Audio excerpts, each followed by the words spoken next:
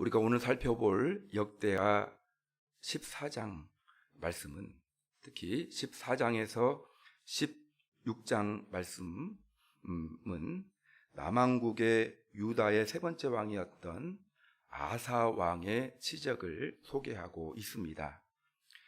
이제 솔로몬이 처음에는 아버지가 물려준 나라를 잘 이어받아 하나님을 섬기고 또 하나님 기쁘시게 합당한 그런 통치를 행하였지만, 이제 조금 지나고 나라가 부강해지고 그러자 교만해지고, 그래서 우상을 숭배하고 하나님 섬기는 일을 게을리함으로 말미암아 하나님의 진노를 사서 솔로몬 아들 때부터 나라가 북이스라엘과 남유다로 나누어지게 되었습니다. 그래서 우리나라가 남한과 북한으로 나누었듯이 이제 이스라엘은 북이스라엘과 남유다로 나라가 나누어지게 되었다. 그래서 솔로몬의 아들 자손들은 남유다 왕들이 되었습니다.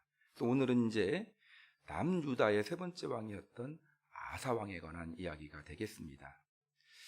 모든 왕들이 그랬듯이 아사 왕 역시 잘한 일도 있었고 잘못한 일도 있었습니다. 그러나 아사 왕은 다른 왕들에 비해서 잘못한 일보다 잘한 일이 훨씬 더 많은 왕이었다. 그래서 이제 역대 왕들을 평가할 때 선한 왕이었는가 악한 왕이었는가 이렇게 평가를 하는데, 아사 왕은 선한 왕에 속한 그런 사람이었습니다. 오늘 우리가 역대하 14장 1절에서 7절 말씀까지를 읽었는데, 오늘 읽은 말씀 중에 1절을 보면은 아사가 나라를 다스리던 기간 동안 10년이 평안했다, 이렇게 1절에 기록되었습니다.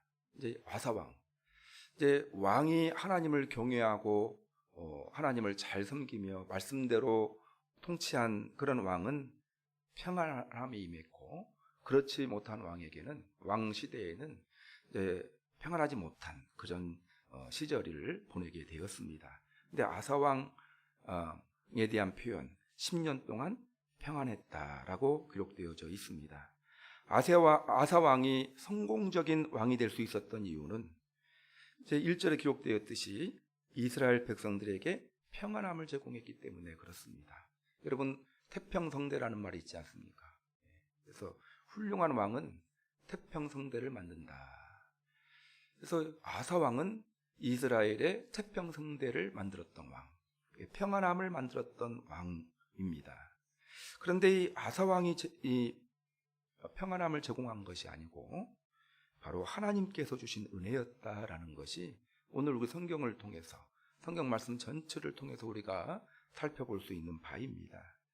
그래서 평안함은 하나님의 은혜였습니다. 이스라엘 백성들은 하나님께 택한 하나님의 백성이었거든요. 하나님의 백성은 평안함을 누릴 만한 자격 조건을 가지고 있습니다. 우리가 그리스도인이잖아요. 우리 그리스도인들 평안함을 누릴 수 있는 자격을 갖추고 있는 사람들입니다. 자, 근데 하여튼 아사 왕이 제공한 것이 아니라 하나님께서 주신 은혜였다. 왜냐하면 하나님이 평강의 근원 되시기 때문에. 여러분, 평강의 근원 되시는 분이 하나님이십니다. 평강은 하나님으로부터 온다. 또 하나님만이 사람들에게 평강을 제공할 만한 능력을 갖추고 계신 분이기 때문에 그렇습니다. 여러분, 내 마음에 평안함이 없잖아요. 평안함 없이 인생 살고 싶은 사람이 어디 있겠습니까? 근데 모든 사람이 다 평안함을 누릴 수 있는 것은 아니잖아요. 노력한다고 해서 평안함이 얻어지는 것이 아닙니다. 평안함은 하나님께서 주셔야 되는 것이고 하나님의 선물이고 하나님의 은혜입니다. 자, 여러분, 이 평안함이라는 것은 사람이 누릴 수 있는 가장 큰 복 중에 하나입니다. 평안함보다 더 큰 복이 어디 있겠어요? 억만금을 가지고 있다 하더라도 마음에 평안함이 없으면 억만금 소용없습니다. 내가 가난하다 하더라도 내 마음에 평안함이 있다면 행복을 누릴 수가 있는 것이죠. 사람이 누릴 수 있는 가장 큰 복은 바로 평안함이다. 따라서 하겠습니다. 평안함. 가진 재물이 없어도 마음이 평안하면 됩니다. 아무리 큰 시련이 있어도 마음이 평안하면 모든 것이 해결된 거나 마찬가지입니다. 주님을 믿는 사람들에게 주어진 가장 큰 은혜가 있다면 그것은 바로 평안함을 누릴 수 있다라는 것입니다. 예수 믿으면 평안해집니다. 그래서 교회 다니는 사람들에게 예수님 믿지 않다가 예수님 믿는 사람들에게 물어봅니다. 예수님 믿으니까 뭐가 좋던가요? 하면 가장 많이 대답하는 답변이 평안합니다. 교회 오면 마음이 평안합니다. 여러분, 교회가 평안함을 주는 것이 아니라 하나님이 평안함을 주죠. 근데 교회 오면 왜 마음이 평안하냐? 하나님 만나는 곳이 교회이기 때문에 찬양하다 보면 마음이 편안하고, 기도하다 보면 마음이 평안하고, 하나님 생각하다 보면 마음이 평안해지는 것이죠. 이것이 우리 믿는 사람에게 주시는 하나님의 축복입니다. 그래서 은혜 중에 은혜요, 복 중에 복이다. 여러분들 다 공감하고 인정하실 것입니다. 아사왕 시대에 이스라엘에 평안이 충만하게 임했다라고. 그래서 역대하 14장에서 16장까지가 아사왕 시절의 행적에 대해서 기록해 놓은 책인데 평안함이라는 말이 많이 나와 있어요. 오늘 5절을 한번 읽어보면요, 5절에 보면 그 앞에서 평안함을 누리니라, 이런 표현이 있죠. 그는 누굽니까? 하나님이죠. 하나님 앞에서 평안함을 누리니라. 6절에 보면은, 자, 6절을 한번 읽어보겠습니다. 시작. 여호와께서 아사에게 평안을 주셨으므로 그 땅이 평안하여 여러 해 싸움이 없은지라, 이렇게 말했거든요. 여호와께서 아사에게 평안함을 주셨다. 7절에 보면은 우리가 주를 찾았으므로 주께서 우리 사방에 평안을 주셨느니라, 이렇게 표현되어져 있습니다. 15장 15절을 보면은요, 무리가 마음을 당하여 맹세하고 뜻을 다하여 여호와를 찾았으므로 여호와께서도 그들을 만나 주시고 그들의 사방에 평안을 주셨더라, 이렇게 기록되어져 있습니다. 평안이라는 말이 많이 나와요. 그래서 아사왕 시절의 특징은 평안함을 누렸다. 하나님께서 아사왕 시절에 이스라엘 백성들에게 주셨던 복은 평안함이다라고 우리가 생각해 볼 수가 있습니다. 근데 이 평안함이라는 말과 꼭 같이 등장하는 말이 있어요. 하나님이에요. 아까 말씀드렸듯이 5절에 보면 그 앞에서 평안함을 누렸더라. 하나님이라는 말이 나와 있잖아요. 그 앞에서. 그리고 또 6절에 보면은 여호와께서 아사에게 평안함을 주셨으므로, 하나님과 연결되어져 있고요. 7절에 보면은 또 주께서 우리 사방에 평안을 주셨느니라. 주라는 말이 또 하나님이라는 말이잖아요. 평안함이라는 말과 주님이라는 말이 연결되어져 있어요. 평안함은 하나님과 관계 속에서 우리가 얻을 수 있는 것입니다. 하나님의 백성들이 평안함을 누릴 수 있는 자격을 가지고 있는데, 하나님의 백성들에게 다 부어지는 은혜가 평안함이 아니고 하나님과 좋은 관계를 누리게 될 때 얻을 수 있는 은혜가 평안함이다라는 거예요. 하나님과 전혀 상관없는 삶을 살게 될 때 평안함을 누릴 수가 없습니다. 평안함을 누리는 것은 우리의 바람이고 소망이거든요. 근데 이제 하나님과 관계 속에서 우리가 누릴 수가 있습니다. 하나님께서 평안함을 주셔야 평안함을 누릴 수 있다라는 것입니다. 아사왕 시절에 남유다 백성들이 평안함을 누릴 수 있었던 비결은 하나님께서 사방에 평안함을 주셨다. 사방에 평안함을 주셨다고 했잖아요. 그러니까 아사왕만 평안함을 누린 것이 아니라 아사왕 주변의 모든 사람들이 평안함을 누렸다라는 거예요. 저는 우리 애양교회 성도님들에게 이런 아사왕에게 주셨던 은혜가 임하기를 소망합니다. 내가 평안함을 누리고 나만 평안함을 누리는 데서 끝나는 것이 아니라 내 사방에, 내 주변에 있는 모든 사람들에게 평안함의 은혜가 주어지게 하는 그런 신실한 믿음의 사람들이 되기를 소망합니다. 그래서 우리 양교회 성도님들 주변에 때문에 평안함이 임하고, 우리 성도님들의 부모님들, 자녀들이 우리 성도님들 때문에 평안함이 임하고요. 여러분, 다윗 왕 때문에 솔로몬이 평안함을, 은혜를 경험했지 않습니까? 그런 은혜가 부어지기를 소망합니다. 자, 지금 이 시대에, 코로나 시대에 우리에게 필요한 은혜가 있다면 평안함이에요. 한치 앞을 몰라요. 그래서 어떻게 될 줄을 지금 모릅니다. 그래서 우리가 이 시절이 막막하고 불안하지만, 그러나 마음의 평안함을 유지하는 노력을 그 어느 때보다 해야 될 시점이 아닌가 생각해 보게 됩니다. 여러분의 가정에도 평강의 은혜가 충만하게, 그 어느 때보다도 충만하게 임하기를 소망합니다.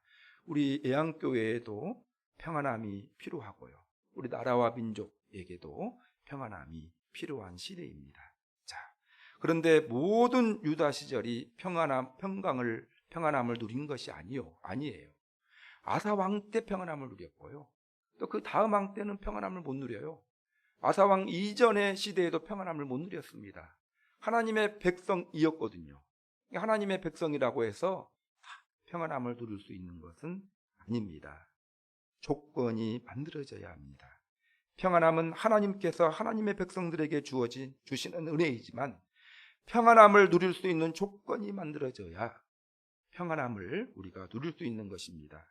그러면 아사 왕은 어떤 조건을 갖추었길래 하나님께서 아사 왕에게 평안함을 주시고 사방에 평안함을 주셨는지를 한번 생각해 보는 시간을 갖도록 하겠습니다. 이 조건을 생각해 보므로 하나님께서 주시는 평안함을 누리는 인생들이 되기를 소망합니다. 자, 어떤 조건이 갖추어졌을까? 세 가지로 생각해 보았습니다. 첫 번째는요, 아사 왕은 우상을 타파했습니다. 따라서 하겠습니다. 우상을 타파했습니다. 우상을 버렸어요. 우상을 버리지 않고는 평안함이 임하지 않습니다.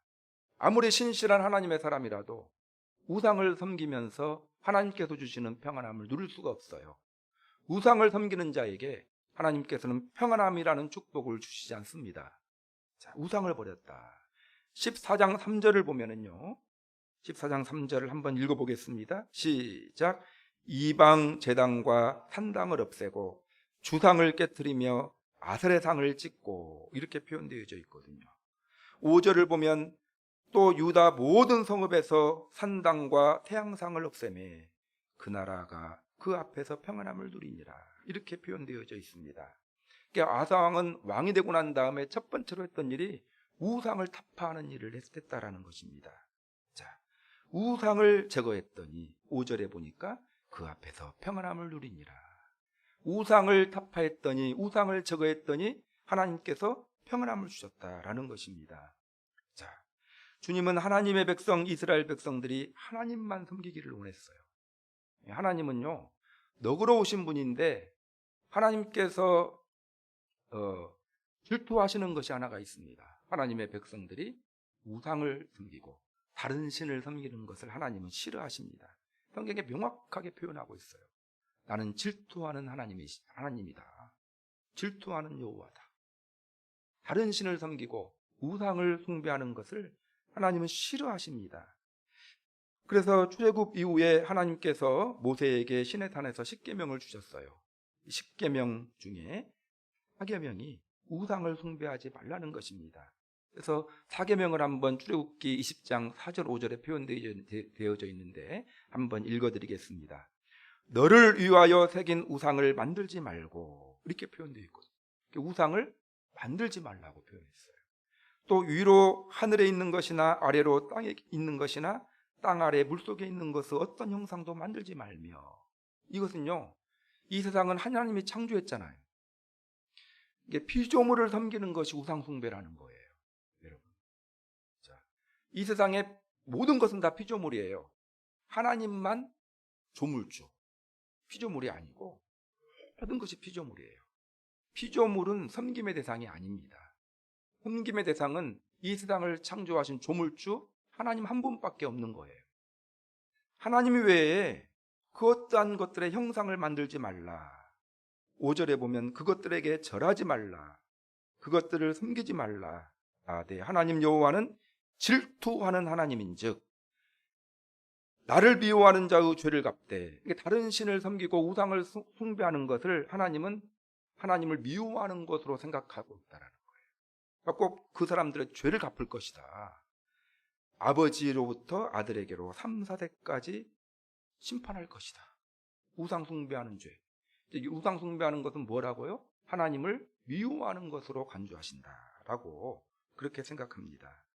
영적인 바람, 이것이 우상 숭배예요. 자, 그래서 여러분, 우상을 만들지 말고 그것들에게 절하지 말라, 이렇게 경고하고 계시거든요.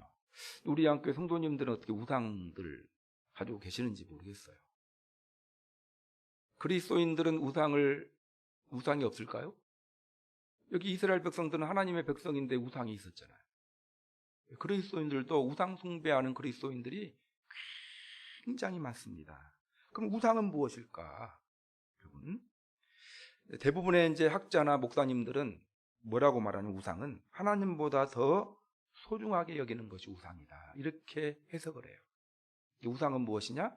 하나님보다 더 소중하게 생각하는 것을 우상이라고 생각합니다. 그래서 가장 많은 사람들이 섬기고 있는 우상은 돈이에요. 돈을 우상으로. 돈은 나쁜 것이 아니고 중요해요. 돈은 소중하지만 하나님보다 더 돈은 소중하게 생각할 때 문제가 되는 것입니다. 돈은 귀하게 여겨요. 이게 하나님을 가장 소중하게 생각하라, 돈보다 더 소중하게 생각하라고 하면 극단적으로 반응을 보여가지고 돈을 중요하게 생각하지 말랬다고. 아니, 제가 언제 돈을 중요하게 생각하지 말라고 했습니까? 그런 적 한 번도 없어요. 돈은 소중합니다. 중요합니다. 그러나 돈보다 더 소중한 분이 하나님이라는 거죠. 우리 기도해야 돼요. 쉽지 않습니다. 하나님, 내 안에 계신 성령 하나님께서 도와주셔서 하나님을 돈보다 더 소중하게 생각하게 해달라. 근데 이제 언제 판가름 나는 줄 아십니까? 이거? 나는 돈을 더 사랑하는가, 하나님을 더 사랑하는가 평가하는 기준이 있어요. 주일 예배를 딱 보면 됩니다. 돈을 이제 벌어야 되고 주일 예배, 둘 중에 하나 선택해야 될 때, 이제 그때 무엇을 선택하느냐를 보면 딱 알 수가 있어요. 평가는 이제 모든 것을 그렇게 평가하는 것은 아니지만, 그러나 여러분 대부분 그렇게 평가하면 되죠. 어떤 사람은 뭐 습관, 취미생활 좋은 거예요. 그렇지만 하나님보다 더 취미생활을 중요하게 여긴다. 그러면 여기 우상이에요. 자, 그리고 또 처음에는 하나님보다 더 소중하게 여기는 것이 우상이라고 말씀드렸고, 두 번째는요, 하나님보다 더 의지하는 것이 우상이에요. 위기를 만났을 때 내가 가장 먼저 찾는 존재가 누구냐? 하나님이다. 그러면 여러분 아니에요. 근데 하나님 말고 먼저 생각나는 것이 있죠. 먼저 의지하는 그런 존재가 있다면 우상일 가능성이 커요. 자, 가장 사람들이 많이 의지하는 것이 무엇일까요? 돈이에요. 돈이 굉장히 중요하지만, 또 그래서 성경에 보면 하나님과 재물을 겸하여 섬길 수 없다, 이렇게 말하고 있어요. 돈이 있는 곳에 내 마음이 있다, 이렇게 표현하고 있거든요. 그래서 여러분, 기도하시기를 바랍니다. 열심히 돈을 버시고 소중하게 또 생각하시되, 그러나 돈보다 더 소중하고 의지해야 될 존재는 하나님이다. 돈으로 해결할 수 없는 것들이 많이 있거든요. 이것이 해결될 때 하나님이 돈을 우리에게 주십니다. 돈에 매이지 않을 때 돈을 주시는 거예요. 자, 그 다음에 첫 번째는 하나님보다 소중하게 여기는 것이 우상이고, 두 번째는 하나님보다 더 의지하는 것이 우상이고, 세 번째는 하나님 보시기에 가증한 행위들이 있어요. 우상 숭배로 볼 수 있습니다. 형상 앞에 절하는 거. 예를 들면 우리나라 이런 것들 많거든요. 부처님 훌륭한 분이에요. 부처님의 정신을 참고하고 교훈 받는 것은 괜찮은데, 부처 상 앞에 절을 하는 것은, 부처님은 신이 아니에요. 절을 하는 것은요, 이거 우상 숭배입니다. 우리나라 등산 가다 보면 곳곳에 쌓여 있는 것이 있거든요. 돌탑이에요. 등산 딱 가가지고 돌탑에 절을 합니다. 우상 숭배입니다. 이런 행동이 가증한 행동이다라고 이야기를 해요. 이거 악은 모양이라도 버리라고 했죠. 어떤 형상 앞에 절을 하는 그런 행동들이 있다면 우리 절대로 그런 행동들은 경계하시고 어떻게 해야 될까요? 버려야 됩니다. 제거해야 돼요. 우상을 제거했더니 평안함을 주셨다. 그래서 여러분 내가 가지고 있는 우상들을 다 내려놓는 그런 여러분들이 되시기를 바랍니다. 한 가지 더 살펴볼 것이 있는데요. 오늘 본문 다음에 역대하 15장 8절에 보면 아사왕이 가증한 물건을 제하였다 이렇게 표현되어 있거든요. 가증한 물건. 신명기 18장 말씀을 보면 가증하게 하나님께서 가증하게 여기는 행동들이 나와 있어요. 근데 18장 10절을 한번 읽어드리겠습니다. 신명기. 그 아들이나 딸을 불 가운데로 지나가게 하는 자라. 옛날에는요, 그 몰렉이라는 신, 암몬 사람들이 섬기는 그 제사를 드릴 때 암몬 사람들은 자기 아들이나 딸을 불태워서 제사를 지냅니다. 이런 것을 말해요. 점쟁이나 길흉을 말하는 자나 요술하는 자나 무당이나 진언자나 신접자나 박수나 초혼자를 너희 가운데서 용납하지 말라. 이게 가증한 행동이 무엇이냐? 점쟁이 찾아가는 행동, 가증한 행동이래요. 여러분 점쟁이들 이야기 들어보면요, 교회 권사님들, 장로님들 많이 온대요. 전보로. 모르겠어요. 돈은 벌 수 있을지 모르겠지만 그런 사람들 절대 평안한 삶을 살 수가 없습니다. 하나님이 싫어하는 가증한 행동을 하고 있거든요. 하나님을 미워하는 행동을 합니다. 여러분 점 보는 행위, 점쟁이 찾아가는 행위, 무당들 찾아가는 행동, 이 자리에서 예배드리는 우리 성도님들은 오늘부로 다 끊어버리시기를 바랍니다. 하나님이 싫어하는 가증한 행동이라는 거예요. 더 나아가서 사주팔자 보시는 분들이 있거든요. 이건 불신자들은 볼 수 있어요. 교회 안 다니니까. 믿음을 가지고 있는 사람들이 이걸 보는 행동은 하나님을 미워하는 행동입니다. 우상숭배나 마찬가지고. 궁합을 봅니다.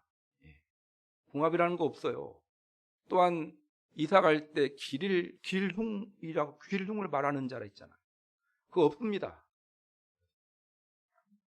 과감하게 버려버리십시오. 이런 행동들, 오늘의 신문에 오늘의 운세 재미로 본다고 하는데 재미로도 보지 마십시오. 오늘의 운세 장난질이다 생각하시고, 우리는 하나님의 통치를 받지 이 마귀의 수하에 있는 사람들이, 귀신의 수하에 있는 사람들이 아닙니다. 여러분, 하나님께서 가증히 여기는 행동들을 행하는 것이 우상 숭배예요. 이것들을 어떻게 하라고요? 제거하라. 이것을 제거할 때 하나님께서 평안함을 주신다라는 것입니다. 그래서 신명기 18장 12절을 읽어드리겠습니다. 이런 일을 행하는 모든 자를 여호와께서 가증히 여기시나니 이런 가증한 일로 말미암아 내 하나님 여호와께서 그들을 내 앞에서 쫓아내시느니라. 그러한 것들을 위해 돈과 시간을 쓴다면 우상숭배인 것입니다. 이러한 것들을 타파해야 하나님께서 주시는 평안함을 누리게 되는 것입니다. 그 우상을 다 내려놓으시기를 바랍니다. 한번 생각해 보세요. 내가 가지고 있는 우상들 있습니다. 그 우상들을 제거하는 노력들이 있어야 된다. 하나님보다 소중하다고 생각하는 것이 있다면 내려놓기를 바라고, 하나님보다 더 의지하는 것이 있다면 내려놓기를 바라고, 하나님 보시기에 가증한 행위를 하고 있다면 그것들을 다 내려놓으시기를 바랍니다. 그래서 내 집에 있는 우상을 타파하심으로 하나님이 주시는 평강을 누리시는 여러분들이 되시기를 주님의 이름으로 축원합니다. 첫 번째는 우상을 타파하는 거고요. 두 번째, 아사왕은 신앙을 개혁했습니다. 따라서 하겠습니다. 신앙을 개혁했습니다. 자, 바로 잡았다라, 신앙을 바로 세웠다라는 거예요. 여러분, 신앙이라는 것 한 번 세워지면 무너지지 않는 것이 아니에요. 마음을 바로 잡은데도 그때그때마다 무너지는 것이 신앙이에요. 중요한 것은 다시 세우는 것이 필요합니다. 개혁이라는 것은 다시 세운다라는 말이에요. 무너진 신앙을 다시 세웠다라고 말하고 있습니다. 하나님과의 관계를 바로 잡았다라는 뜻을 가지고 있습니다. 사람들은 신앙을 개혁하려면 제도를 고치고 법을 고치고 절차를 고치는 것으로 생각하지만 신앙의 개혁이라는 것은 예수 중심, 십자가 중심 사람으로 변화되는 것, 이것이 이제 신앙의 개혁이에요. 예수님 중심으로 딱 오는 거예요. 여러분, 내 중심에서 하나님 중심으로, 세상 중심에서 하나님 중심으로 그 축을 바로 세우는 것이 신앙의 개혁입니다. 내 인생, 내 사업, 내 가정, 내 회사, 내 계획, 내 꿈의 중심에 내가 서지 않고 하나님이 서게 하는 것, 이것이 신앙의 개혁입니다. 셀돈이라는 사람이 오래전에 이제 쓴 책이 있어. 유명한 책입니다. 예수라면 어떻게 하실 것인가. 이 책을 다 읽어보셨을 것입니다. 안 읽어보신 분들 읽어보시면 이거 신앙의 고전 중에 고전이에요. 자, 이 책에 등장하는 사람들은 예수님이라면 이 경우에 이 자리에서 어떻게 하실 것인가를 생각합니다.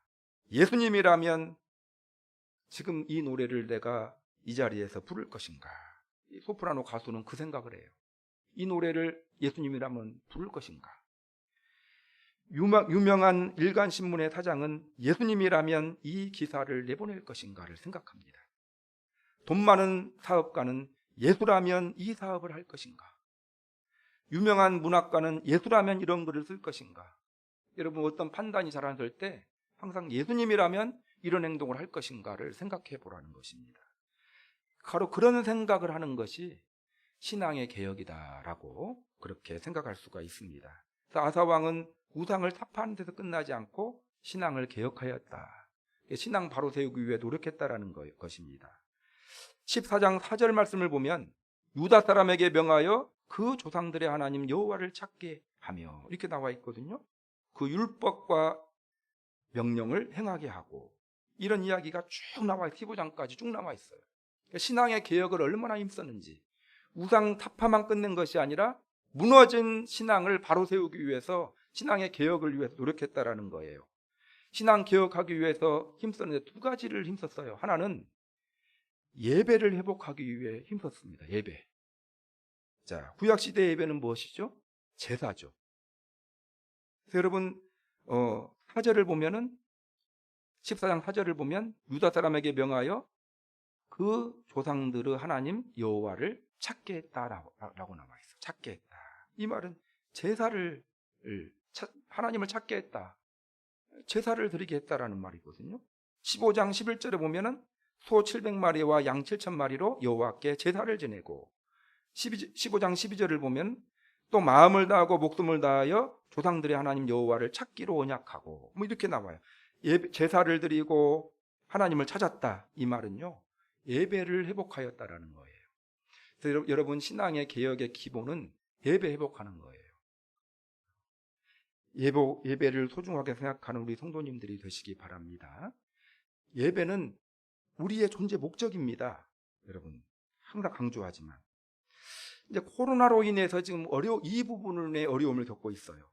이게 전염병 특성 때문에 모이는 예배를 제한하고 있지만 예배가 중요하지 않기 때문에 제한하는 것이 아니에요. 모여서 예배를 드리면 이제 전염병이 확산되기 때문에 여러 가지 방법으로 이게 제한하고 있는 거거든요. 그렇지만 예배는 중요합니다. 주일 예배는 반드시 드려야 돼요. 상징성을 가지고 있습니다. 전염병이 끝나면 반드시 모여서 예배 드리는 건 반드시 회복해야 돼요. 이거 신앙의 개혁의 아주 근간입니다. 예배를 드리지 않고 평안함을 기대할 수가 없습니다. 왜냐하면 신앙개혁의 기본 중의 기본은 예배 회복에 있기 때문에. 코로나 때문에 제가 강조를 더 해요. 오해의 소지가 있기 때문에. 예배 드리라고 하면 모여서 드리는 예배 강조하는 것인 것처럼 느껴지기 때문에. 근데 여러분, 예배는 무슨 일이 있어도 예배를 드려야 된다. 지금 코로나 때문에 방식은 좀 조정을 하더라도 예배는 꼭 드려야 된다는 거 기억하시기를 바랍니다. 그래서 여러분, 특별히 주일 예배는 내 모든 일상 중에서 가장 중요하다 생각하시고 주일 예배를 사소하시는 그런 여러분들이 되시기를 바랍니다. 그래서 예배를 회복했다. 혹시 코로나 때문에 예배가 무너져 있다면 그것을 다시 세워야 돼요. 그러면 평안함을 회복할 수가 있어요. 이것이 신앙의 개혁입니다. 수요 예배, 더 나아가 새벽 예배까지 드리는 것을 권합니다. 가정에서 중요한 일이 있을 때마다 우리 전통적으로 예배를 드렸거든요. 돌을 뭐 아이들 돌이 생기면 돌도 예배를 드리고, 100일 때도 예배를 드리고, 회갑 때도 예배를 드리고, 뭐 개업할 때 예배를 드리고, 매우 중요한 전통이에요. 요즘에 이런 것들이 사라지고 없거든요. 하나님께 감사하다라는 그런 은혜, 그런 의미 아니겠습니까? 그래서 예배를, 무너진 예배, 어떤 예배가 무너졌는가 생각해보고 반드시 회복하는 그런 여러분들이 되시기를 바랍니다. 두 번째 신앙개혁의 요소는 말씀 순종이에요. 이게 예배와 말씀 순종입니다. 4절에 보면은 율법과 명령을 행하게 하였다, 이렇게 표현되어 있거든요. 여러분, 하나님의 말씀 듣고 순종하기 위해 노력해야 돼요. 이거 신앙개혁입니다. 예배 회복과 말씀 순종, 이렇게 구분할 수가 있어요. 그래서 이제 3월 되면은 이제 코로나 상황이 뭐 올해까지는 지속될 거라고 생각하고 있기 때문에 성경 공부를 이제 재개하려고 합니다. 만나서 성경 공부하는 것 말고 줌으로 이렇게 성경 공부하면 이제 만나서 해서 좋았던 점, 단점 이런 것들이 또 보완돼 가지고 단점이 장점이 될 수가 있어요. 그래서 그런 방식으로 진행을 할 거니 우리 성도님들 많은 참여 부탁드리겠습니다. 신앙의 개혁, 신앙 개혁을 이루게 될 때 평안함을 회복할 수 있다는 겁니다.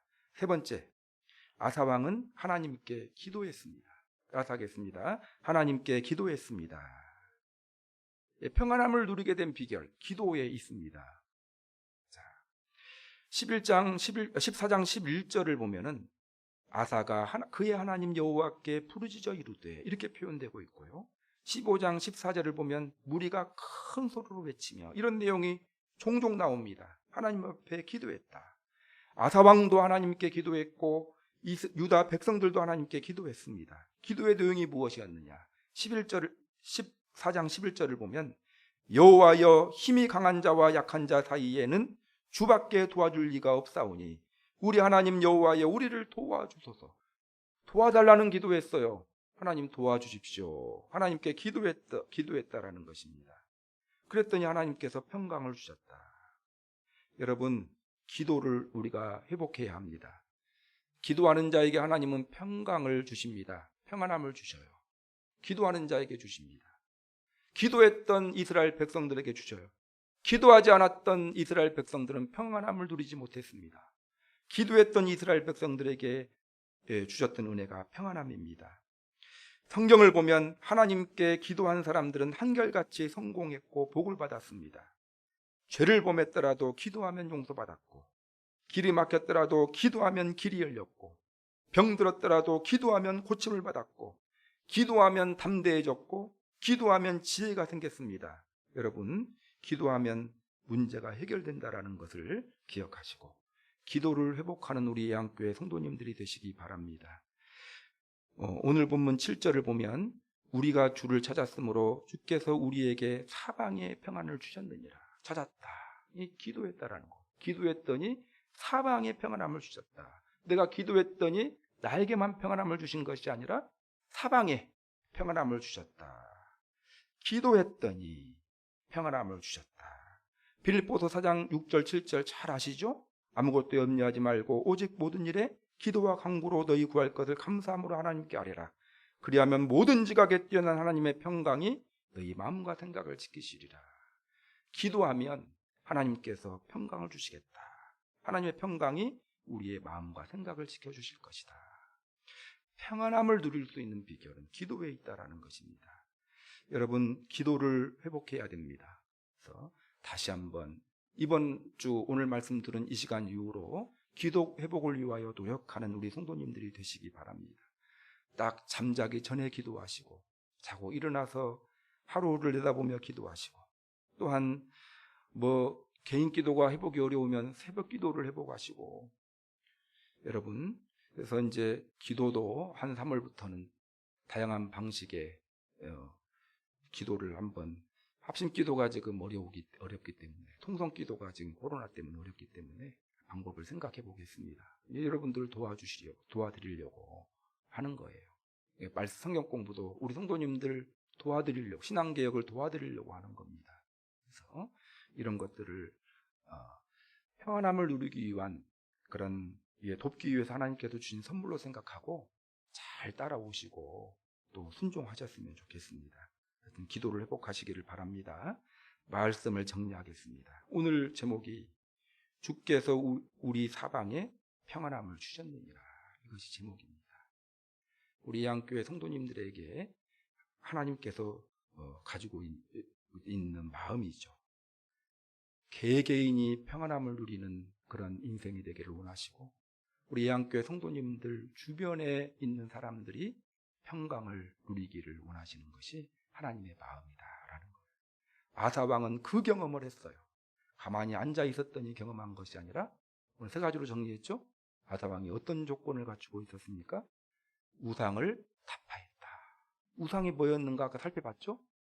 한번 생각해 보셔야 돼요. 왜냐하면 말씀은 개인이 적용하는 거기 때문에. 설교 말씀은 이 정도까지예요. 그 다음에 이제 말씀을 내 것으로 만들기 위해서는 내가 말씀을 되새기면서 내가 가지고 있는 우상은 무엇인가? 가증한 행동은 무엇이고 하나님보다 소중하게 생각하는 것은 무엇일까? 어려운 일이 있을 때 하나님보다 더 의지하고 있는 것이 있다면 그것이 무엇이라고요? 우상입니다. 그것을 타파해야 하나님께서 주신 평안함을 누릴 수가 있습니다. 두 번째는 뭐였습니까? 아사왕은 신앙을 개혁했어요. 내가 뭐가 무너졌는가? 예배가 무너졌다. 회복하자. 성역 말씀을 듣고 이런 부분이 무너졌다. 회복하자. 여러분, 신앙을 개혁하시고 세 번째는 기도를 통해서 하나님께 기도했더니 평안함을 주셨더라. 우리 양교회 성도님들 개인 기도 또 여러 기도들을 회복하심으로 말미암아 하나님이 주시는 평안함을 누림으로 행복한 인생이 되시기를 바라고 여러분 사방에 평안함을 주는 여러분 사방에 있는 사람들 부자 되게 하고 그냥 불안하게 살다가 그렇게 끝나게 하는 그런 인생 하지 마시고 우리 양교회 성도님들 주변에 평안함을 전달하는 그런 귀한 주님의 도구들로 쓰임받는 그런 여러분들이 되시기를 주님의 이름으로 축원합니다. 말씀을 생각하시면서 기도하겠습니다. 하나님, 내가 가지고 있는 우상들 생각나게 하시고